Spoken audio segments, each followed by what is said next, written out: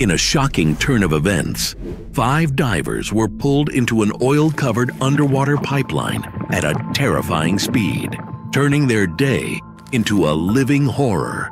Trapped deep under the sea in pitch-black darkness, only one survived to tell the story. And she was like, all right, but you relax. I said, don't tell me to relax. To what? Better let me go back and save them, because like all I want to do nothing. Everything inside me, hope and a rescue was going on. Nobody was making an attempt to rescue me. You know what I mean? Released footage from a GoPro provides a chilling look at what they went through.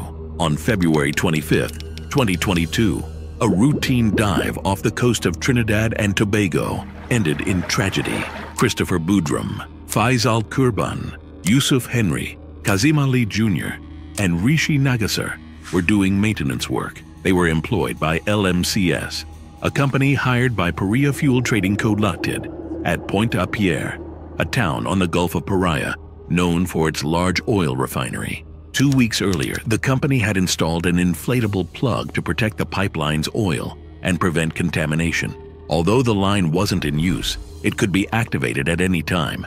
This type of setup, known as dead legs in the industry, is widely known to be highly risky. Preparation for these maintenance tasks typically takes days, but it is obvious the oil company didn't care to put enough effort into safety. The poor divers, simply following orders, had no idea what was about to happen to them.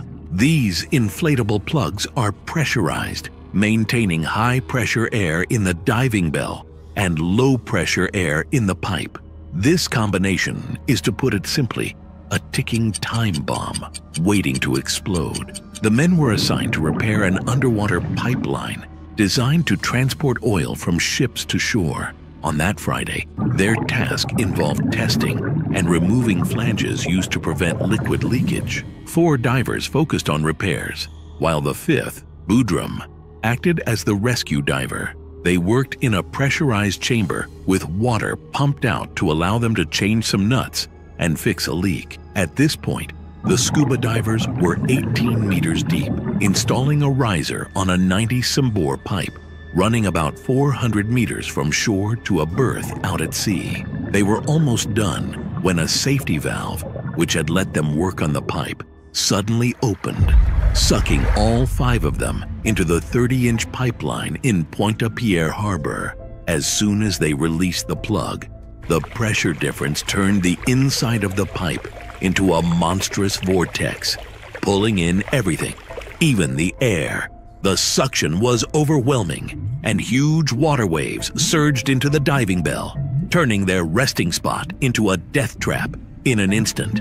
They were pulled into a swirling mess of water and oil. For what felt like forever, they struggled against the strong currents and desperately gasped for air. Then suddenly, everything stopped. In the eerie quiet that followed, they found themselves in an air pocket, which was a tiny relief in the middle of the darkness. Christopher Boudrum, the only survivor, tells the sad story. Trapped in that endless pipeline, they faced confusion, injuries, and fear like never before. Despite the overwhelming odds, they held onto hope and found strength in each other. The GoPro camera recorded every chaotic moment and silently captured their fight for survival.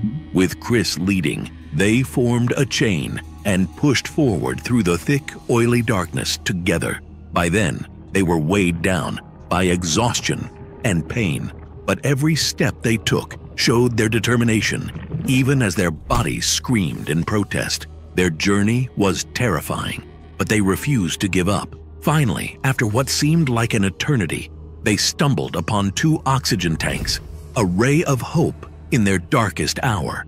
With Chris calling the shots, they rationed their air and kept pushing forward, even as the water levels rose around them. In that suffocating darkness, they fought against despair with everything they had and kept that flicker of hope alive. Down in that dark, slimy pipe, Chris could see his buddies struggling. Some were gasping for air, while others were stuck with injuries that made it almost impossible to move. A feeling of dread crept up on him as he moved forward to check what lay ahead.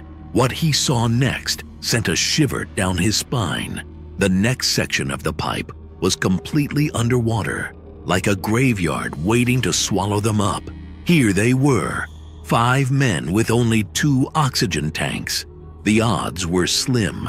Chris knew they were at a make-or-break moment, a fork in the road where their choices were life or death. Summoning every ounce of courage, Chris made a decision that would haunt him forever. He decided to go it alone, to try and find help for the rest of the crew.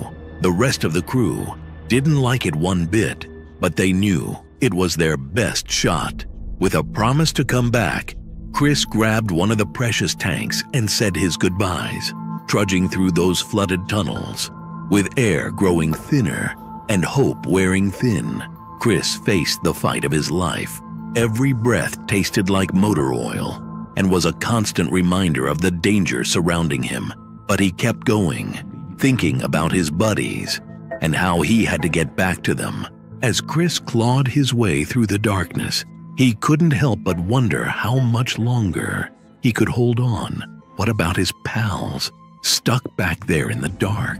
The answers seemed to slip further away with every passing second. Just when things looked their bleakest, a little ray of hope appeared. Another air pocket, like a beacon in the darkness, gave Chris a second wind. With renewed determination, he pushed forward, eyes fixed on the light up ahead. As he got closer to the end of the tunnel, he heard a familiar voice calling out from behind him. Faisal, one of his buddies, had followed him and was begging him to wait, not to leave them behind. But Chris knew time was running out and he couldn't afford to waste a single second. With a heavy heart, Chris kept going. His footsteps echoed in the silence around him. As he rounded that final bend in the pipe, in the dirty depths of that oil-coated pipeline, he couldn't help but question what lay ahead. Would it be Berth 5, sealed shut and a death sentence for all of them, or Berth 6, where they came from? Throughout the struggle, the men couldn't even be sure where they were. The darkness, fumes, and oil were clouding all their basic senses, so Chris didn't even know if he was headed in the right direction or whether all that effort would turn out to be pointless. But there was only one way to find out, so he pushed forward, determined to reach the riser. Oil burned his eyes, his lungs felt like they were on fire, and fatigue gnawed at him, but he soldiered on, and somehow, against all odds, he made it. But once he escaped the pipeline's clutches, Christopher's troubles were still far from over. He desperately relayed the dire situation to the medical team, every detail etched vividly in his mind. Sadly, they didn't believe him. The company assumed the worst, leaving Christopher and his crew hanging. Rescue attempts seemed like a lifeline in the darkness, but as time passed, hope faded. Trapped in the unforgiving pipeline, Christopher's friends fought to stay alive for days, but despite their prayers, rescue never came. As days went by, authorities tried to understand what happened. Autopsies gave no clear answers and only left more burning questions. One thing was certain: Paria Fuel Trading Company was to blame. During the inquiry, Christopher's story highlighted the company's failures. The Trinidad and Tobago Coast Guard's report painted a grim picture of the tragedy. Meanwhile, Boudrum went through hell and back, especially after hearing about what happened to his 4 buddies stuck in that underwater pipe. When he spilled the beans during his testimony, you could feel the weight of the horror he went through. He recalled, with a shaky voice, how it felt like a living nightmare. His eyes stung, the darkness was suffocating, and every bone ached. His throat burned, and the darkness was never ending. He admitted he owed his life to his friends' advice. If it weren't for them, I wouldn't know the way back, and I wouldn't be here telling you this, he said with relief. Remembering the moment he was sucked into the pipeline, he said, "It was like a bad dream. I couldn't escape. I was lost, somewhere between living and dying." Eventually, Boudrum had to leave his friends behind. I begged for help, but nobody came. He sighed, frustration clear in his words. We were left to fend for ourselves, and after all was said and done, Boudreaux couldn't shake the feeling of being let down by the folks who should have had their backs. They were running around like chickens with their heads cut off. He grumbled, his disappointment plain to see. Could have saved us, but they didn't lift a finger.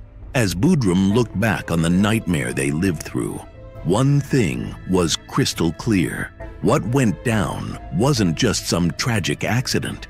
It was a downright failure on the part of those in charge.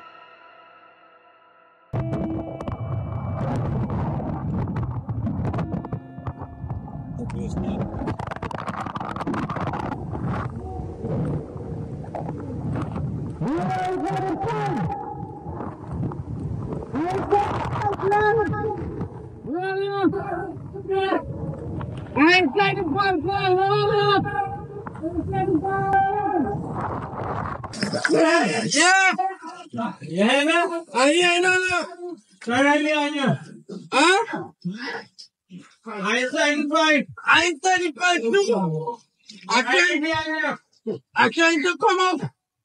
Chris, get around. Yeah. Yeah.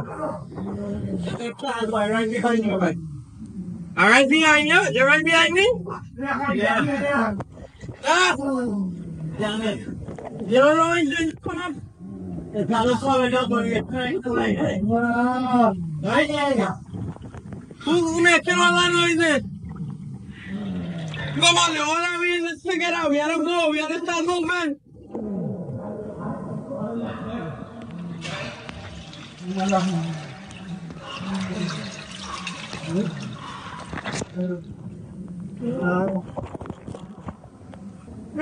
Yeah. Where you at? I don't know, man. Trying to come up. Trying to come up.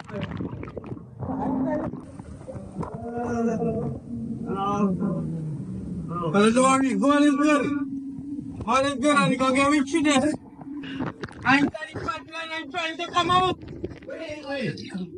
Huh?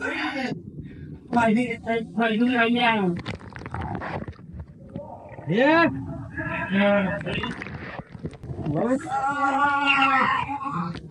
Who's that boy there? Yusuf? Oh, Yusuf? How long you have to walk before you meet Spicy? You want 5 more to get all the time? Right now. Who answered you? We have 5 gallons. Dance with you? Right here. Right here, well. Can't everything alright with you? No. And your lemon break? Your leg, alright. 5. Anything happen to you? No. A 5? No, my. Yusuf, anything happen to you? Yeah, boy. What happened? Alright. Alright.